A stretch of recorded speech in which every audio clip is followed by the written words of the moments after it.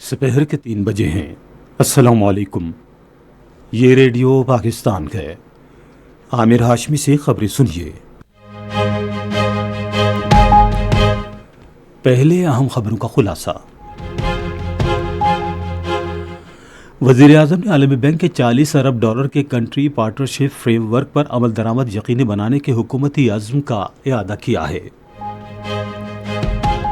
شہباز شریف نے new York میں IMF کی مینیجنگ ڈائریکٹرز کے ساتھ ملاقات میں کہا ہے کہ حالیہ سیلاب کے پاکستانی معیشت پر اثرات کو آئندہ جائزے میں شامل کیا جانا چاہیے۔ نائب وزیر اعظم نے نیو یارک میں افغانستان کے بارے میں OIC کے رابطہ گروپ کے اجلاس سے خطاب کرتے ہوئے افغان سرزمین سے سرگرم دہشت گرد گروپوں پر گہری تشویش کا اظہار کیا ہے۔ چین نے پاکستان کے ساتھ مشترکہ ایکشن پلان 2025 تا 2029 کو آگے بڑھانے پر آمادگی ظاہر کی ہے۔ اسلامی تعاون تنظیم نے کشمیری عوام کے ناقابل تنسیق حق خود ارادیت کے لیے اپنی غیر متزلزل حمایت کا اعادہ کیا ہے۔ اور T20 ایشیا کپ کے سپر 4 مرحلے میں آج رات دبئی میں بنگلہ دیش کا مقابلہ بھارت سے ہوگا۔ اب خبریں تفصیل کے ساتھ۔ وزیر اعظم محمد شہباز شریف نے کہا ہے کہ حکومت کی جانب سے شروع کیے گئے اصلاحاتی ایجنڈے نے پاکستان کو اقتصادی استحکام کی طرف گامزن اور سرمایہ کاروں کا اعتماد بحال کیا ہے اور پائیدار اور جامع اقتصادی ترقی کو فروغ دیا ہے۔ وہ عالمی بینک گروپ کے صدر اجے بنگا سے گفتگو کر رہے تھے، جنہوں نے نیو یارک میں اقوام متحدہ کے جنرل اسمبلی کے 80ویں اجلاس کے موقع پر ان سے ملاقات کی۔ وزیر اعظم نے عالمی بینک کے صدر کو حکومت کے جامع اصلاحاتی ایجنڈے سے آگاہ کیا، جس میں وسائل کو بروئے کار لانے، توانائی کے شعبے میں اصلاحات، نجکاری اور موسمیاتی تبدیلی کے چیلنجوں سے نمٹنے کی صلاحیت پیدا کرنے کے اقدامات شامل ہیں۔ شہباز شریف نے ورلڈ بینک کے نئے کنٹری پارٹنرشپ فریم ورک 2026-2035 کو سراہا، جس کے تحت عالمی بینک نے پاکستان کے لیے $40 ارب کی فراہمی کا منفرد وعدہ کیا ہے۔ وزیر اعظم نے صوبائی حکومتوں کے ساتھ قریبی تعاون کے ذریعے اس کے مؤثر نفاذ کو یقینی بنانے کے لیے پاکستان کے عزم کا اعادہ کیا۔ عالمی بینک کے صدر نے پاکستان کی جانب سے اٹھائے جانے والے اصلاحاتی اقدامات کو قابل ستائش قرار دیا اور ترقیاتی ایجنڈے کے لیے ہر ممکن تعاون کی فراہمی کے عزم کا اعادہ کیا۔ وزیر اعظم محمد شہباز شریف سے اقوام متحدہ جنرل اسمبلی کے اجلاس کے موقع پر IMF کی مینیجنگ ڈائریکٹر کرسٹالینا جارجیوا نے ملاقات کی۔ وزیر اعظم نے پاکستان کے ساتھ IMF کی دیرینہ شراکت داری کو سراہا اور 2024 میں اسٹینڈ بائی ارینجمنٹ اور اس کے بعد توسیعی فنڈ سہولت سمیت مختلف اقدامات کا اعتراف کیا۔ انہوں نے کہا کہ پاکستان IMF پروگرام کے تحت مختلف اہداف اور وعدوں کو پورا کرنے کی جانب مسلسل پیش رفت کر رہا ہے۔ انہوں نے کہا کہ حالیہ سیلاب کے اثرات کو IMF کے جائزے میں شامل کیا جانا چاہیے۔ IMF کی مینیجنگ ڈائریکٹر نے سیلاب سے متاثرہ تمام لوگوں سے ہمدردی کا اظہار کیا۔ انہوں نے بحالی کی ترجیحات طے کرنے کے لیے نقصانات کا تخمینہ لگانے کی اہمیت پر زور دیا۔ نائب وزیر اعظم محمد اسحاق ڈار نے OIC کے ماہرین کے ایک ورکنگ گروپ کو تجویز کیا ہے کہ وہ افغانستان کے استحکام کے لیے ایک ایسا روڈ میپ تیار کرے جس میں دیرپا امن کے لیے خلوص، باہمی احترام اور سیاسی عزم کی ضرورت پر زور دیا جائے۔ وہ نیو یارک میں اقوام متحدہ کے جنرل اسمبلی میں افغانستان سے متعلق OIC کے رابطہ گروپ کے پہلے اجلاس سے خطاب کر رہے تھے۔ نائب وزیر اعظم نے برادر ملک افغانستان میں امن، استحکام اور خوشحالی کے لیے پاکستان کے عزم کا احاطہ کیا۔ انہوں نے افغان سرزمین سے سرگرم دہشت گرد گروپوں پر بھی گہری تشویش کا اظہار کرتے ہوئے خبردار کیا کہ ان سے علاقائی امن اور سلامتی کو خطرہ لاحق ہے۔ انہوں نے افغان حکام پر زور دیا کہ وہ سرحد پار دہشت گردی کے خلاف ٹھوس اور قابل تصدیق کارروائی کریں۔ چین پاکستان کے ساتھ مشترکہ ایکشن پلان 2025 تا 2029 کو آگے بڑھانے کے لیے تیار ہے تاکہ مشترکہ مستقبل پر مبنی چین پاکستان برادری کے درمیان قربتوں کو فروغ دیا جا سکے۔ صدر زرداری کے حالیہ دورہ چین کے بعد چین کے سفیر جانگ زی ڈونگ نے کہا اپنے منصوبے میں مضمون میں کہا کہ اس دورے نے چین پاکستان دوستی میں نئے باب کا اضافہ کیا ہے۔ انہوں نے کہا کہ حالیہ برسوں میں سائنس اور ٹیکنالوجی کے شعبے میں چین پاکستان تعاون میں مسلسل ترقی ہوئی ہے۔ چینی سفیر نے مختلف مواقع پر صدر زرداری کے متنوع ملاقاتوں کے بارے میں تفصیل سے لکھا اور اسے دونوں ممالک کے درمیان تعلقات کے لیے بہت اہمیت کا حامل قرار دیا۔ اسلامی تعاون تنظیم نے اقوام متحدہ کی سلامتی کونسل کی قراردادوں کے مطابق کشمیری عوام کے ناقابل تنسیق حق خودارادیت کے لیے اپنی غیر متزلزل حمایت کا اعادہ کیا ہے۔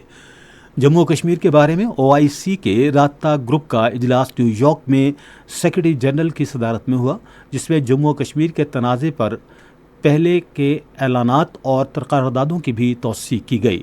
وزرائے خارجہ اور رابطہ گروپ کے سینئر حکام نے پاکستان کی حکومت اور عوام کے ساتھ یکجہتی کا اظہار کیا اور جنوبی ایشیائی خطے میں حالیہ فوجی کشیدگی پر گہری تشویش کا اظہار کیا۔